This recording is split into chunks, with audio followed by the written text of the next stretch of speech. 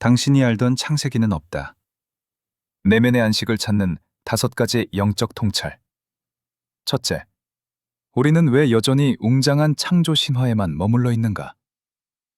많은 이들이 창세기를 읽으며 수십억 년 전 우주의 탄생이나 거대한 물리적 폭발의 기록을 떠올립니다. 하지만 영성학적 관점에서 창세기는 외부 세계의 역사가 아닙니다. 그것은 바로 지금, 당신의 마음 안에서 일어나야 할 정교한 재창조의 설계도입니다. 우리는 본래 주님께 속한 것이 아무것도 없는 혼돈과 공허, 즉 유전하게 속한 지옥의 영과 같이 죽어있는 상태로 태어납니다. 성경의 본질적인 목적은 우주 만물의 형성 과정을 과학적으로 설명하는 데 있지 않습니다. 오히려 지옥과 같은 상태의 인간이 어떻게 주님의 생명을 얻어 진정으로 살아있는 존재로 거듭날 수 있는지를 보여주는 심층적인 기록입니다. 이제 창세기를 물리적 연대기가 아닌 당신의 인격을 통합하는 영적 여정으로 다시 읽어야 할 때입니다. 둘째, 날, 즉 데이는 시간이 아니라 당신의 마음 상태다. 성경에 등장하는 날, 달, 계절과 같은 표현은 물리적인 24시간이나 달력상의 일시를 의미하지 않습니다. 이는 인간 영혼이 겪는 역동적인 영적 상태의 변화를 나타내는 척도입니다. 창세기의 1일부터 6일까지의 과정은 한 사람이 진리의 말씀을 배워 악과 싸우며 거듭나가는 영적인 교회의 형성 단계입니다.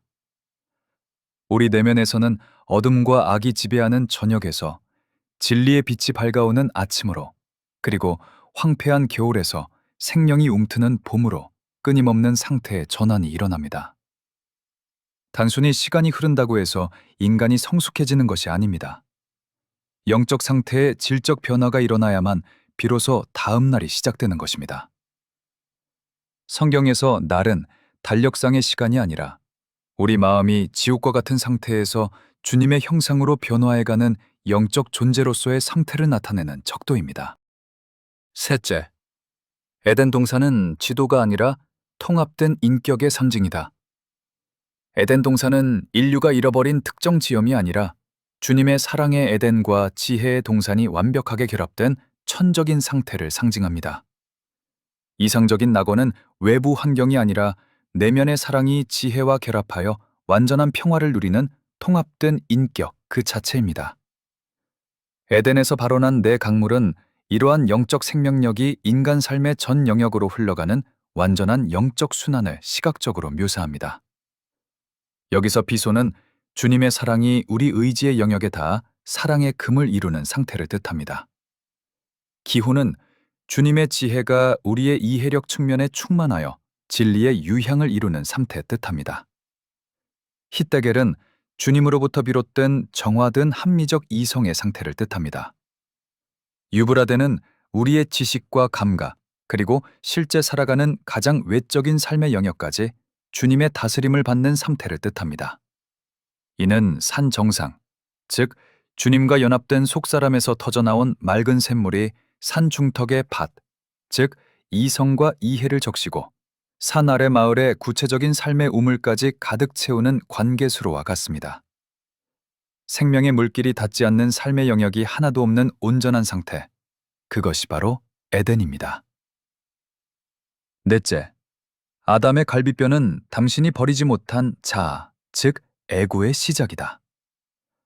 아담의 갈비뼈로 여자를 만든 이야기는 인간이 주님의 다스림 대신 자신의 감각적 판단을 의지하려는 욕구, 자아, 즉 프로프리움의 등장을 상징합니다.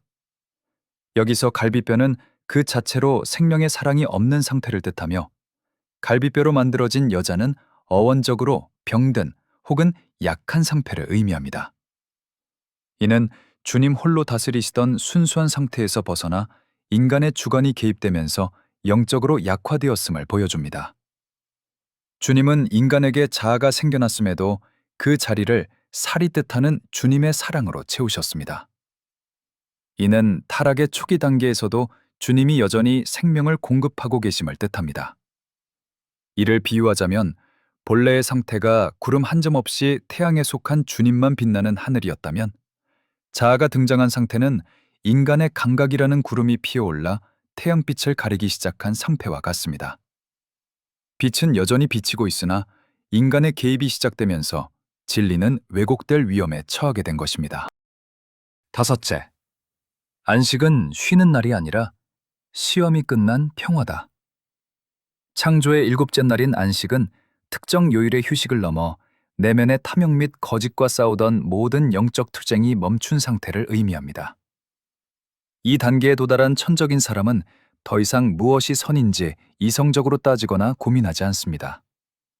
그는 주님의 사랑 안에 거함으로 직관적으로 진리를 아는 지각의 능력을 갖게 됩니다. 현대인이 겪는 극심한 선택의 피로와 도덕적 갈등으로부터의 해방은 오직 이 안식의 상태에서만 가능합니다.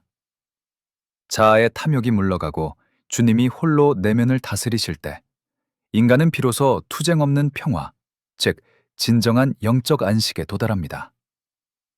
안식은 단순히 일을 쉬는 것이 아니라 주님과 온전히 연합되어 더 이상의 내적 분열이 사라진 완성된 상태입니다. 여섯째, 교회는 건물이 아니라 바로 당신 자신이다. 가장 파격적인 관점의 전환은 교회에 대한 정의입니다. 진정한 교회는 화려한 건물이 아니라 말씀으로 거듭나 내면의 주님의 나라를 이룬 당신 자신입니다. 말씀으로 변화된 한 사람이 곧 천계이자 새 예루살렘입니다. 반면 주님의 생명이 흐르지 않고 인간의 탐욕과 자아가 지배하는 물리적 조직은 교회가 아니라 인간 시장 혹은 회사에 불과합니다. 겉모습은 화려하고 정교하게 조각된 조화 같을지 모르나 그 속은 생명이 전혀 없는 에스겔 골짜기의 마른 뼈와 같습니다. 스스로를 교회라 착각하는 현대인의 허영은 주님의 생명력이 없으면 언제든 썩거나 불타버릴 마른 장작더미와 다를 바 없습니다. 진정한 교회는 뿌리부터 가지 끝까지 생명의 수액이 흘러 살아 숨쉬고 열매 맺는 살아있는 나무와 같습니다. 일곱째, 결론적으로 당신의 마음이라는 정원을 어떻게 가꿀 것인가? 창세기는 수천 년 전의 신화가 아니라 지금 이 순간 당신의 머릿속에서 일어나는 실시간 시뮬레이션입니다. 흑암과 같은 마음밭에 진리의 빛을 들이고 자아라는 잡초를 뽑아내며 에덴이라는 풍성한 정원을 재건하는 과정은 지금도 당신의 내면에서 진행되어야 할 현재 진행형의 과업입니다. 우리의 삶은 단순히 물리적으로 생존하는 과정이 아니라 주님의 형상을 회복한 진정한 교회로 재창조되는 여정입니다.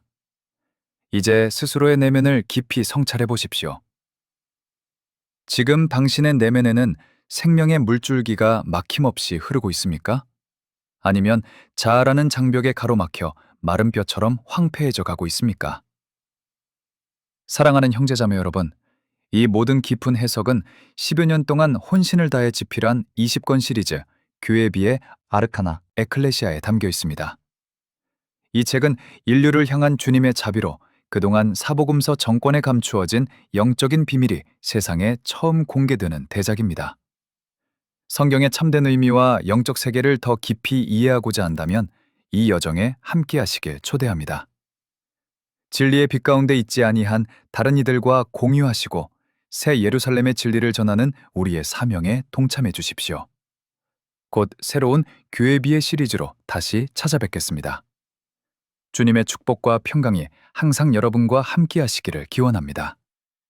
감사합니다.